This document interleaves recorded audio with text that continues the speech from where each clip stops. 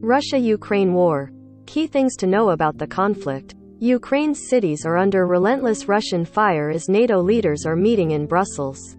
Ukraine's cities stood under relentless Russian fire on Thursday, as President Volodymyr Zelensky asked NATO leaders gathered in Brussels to provide unlimited aid, including planes, tanks and other weapons, saying his country is defending our common values. U.S. President Joe Biden and Western allies pledged new sanctions against Russia and more humanitarian aid for Ukraine, but their offers fell short of the more robust military assistance Zelensky requested. Western leaders suggested they were treading carefully to avoid escalating the conflict beyond Ukraine's. Ukraine also accused Moscow of forcibly taking hundreds of thousands of civilians to Russia so they could be used as hostages to pressure a surrender. But Russia says it's evacuating civilians of their own free will. Here are some key things to know about the Russia-Ukraine conflict. Are Ukrainians being forced into Russia? Kyiv and Moscow gave conflicting accounts about whether people were being moved to Russia willingly or were being coerced or manipulated. Ukraine officials say Russian troops are confiscating passports from Ukrainian citizens, then moving them to filtration camps in Ukraine's separatist-controlled east before sending them to various distant, economically depressed areas in Russia.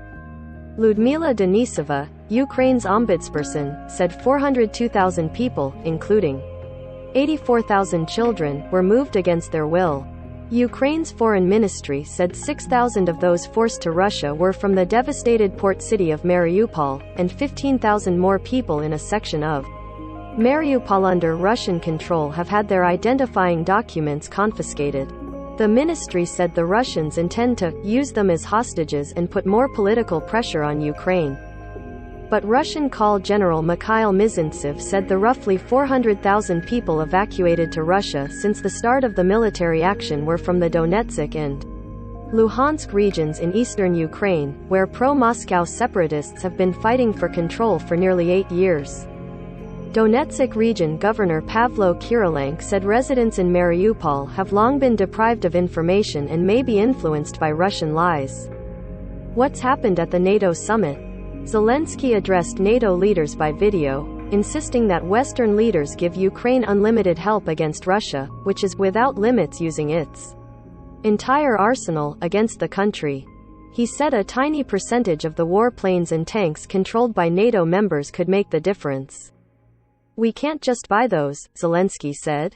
When we will have all this, it will give us, just like you, 100% security. Western leaders didn't meet all his requests, but pledged new sanctions against Russia and humanitarian aid. Biden said in a statement after the meeting, "We are committed to identifying additional equipment, including air defense systems, to help Ukraine."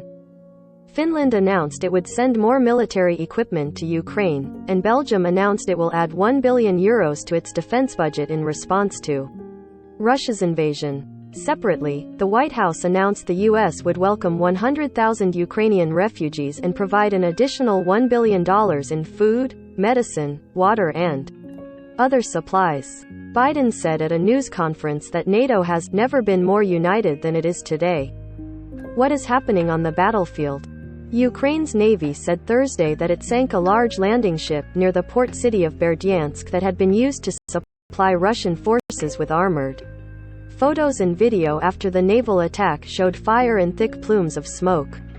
Russian TV reported earlier this week that the ship, Orsk, was the first Russian warship to enter Berdyansk. The port was going to be used to deliver military equipment for the Russians, the report said.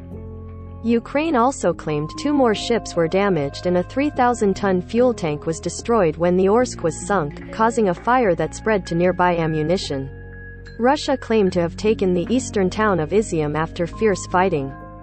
A local government official in the northern city of Chernihiv said a catastrophe is unfolding as Russian troops deliberately target sites where food is being stored. An airstrike there earlier this week destroyed a crucial bridge.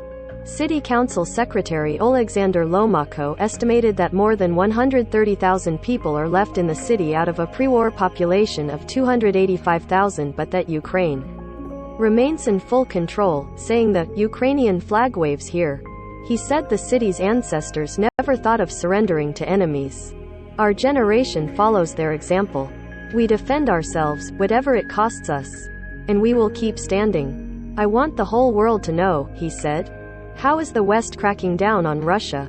Western nations continue to crank up the cost of war for Russian President Vladimir Putin. Even as the Russian stock market opened to limited trading Thursday, the group of 7 leaders announced they are restricting the Russian central bank's use of.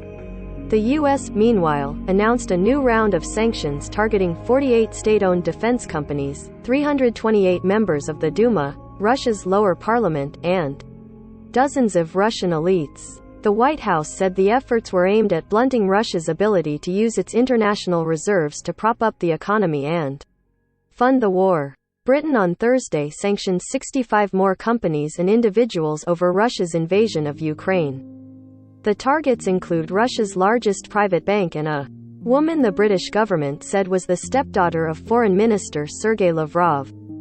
What has the AP directly witnessed or confirmed?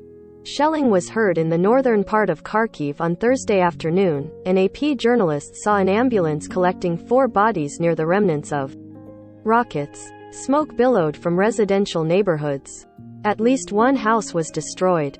In the western city of Lviv, church bells rang out shortly before sunset in a coordinated call for a no-fly zone over Ukraine. At the top of a cathedral, white-smocked volunteers pulled on ropes to set a huge bell swinging. Afterward, one man pointed to a coffin resting against a wall of the bell tower amid the growing darkness. For Putin, he said with a smile. What about war crimes?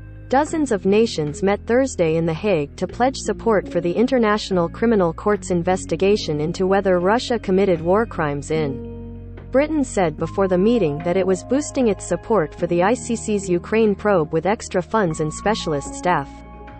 France announced it will provide magistrates, investigators and experts and €500,000, $550,000, in extra funding. British Deputy Prime Minister Dominic Raab said the meeting was important to show support to a prosecution office that has often been stretched financially. Raab said the meeting also sends a message that these 38 countries will not stand for impunity in Ukraine. He said Russian leaders, whether in Moscow or Commander's on the ground in Ukraine, will be held to account if they commit war crimes. The meeting came a day after U.S. Secretary of State Antony Blinken said the Biden administration made a formal determination that Russian troops have committed war crimes. The U.S. is not a member state of the ICC, but could still help gather evidence against Russian forces. What are Ukrainian refugees saying? Some of the more than 3.5 million people who have fled Ukraine have shared nightmarish stories of death, destruction and the painful separation from loved. Natalia Savchenko, 37, arrived in Medyka, Poland, on Wednesday and said the situation in the eastern city of Kharkiv is terrible. She said there is no electricity or water, and children are not being given medicine or food. People are being killed day and night.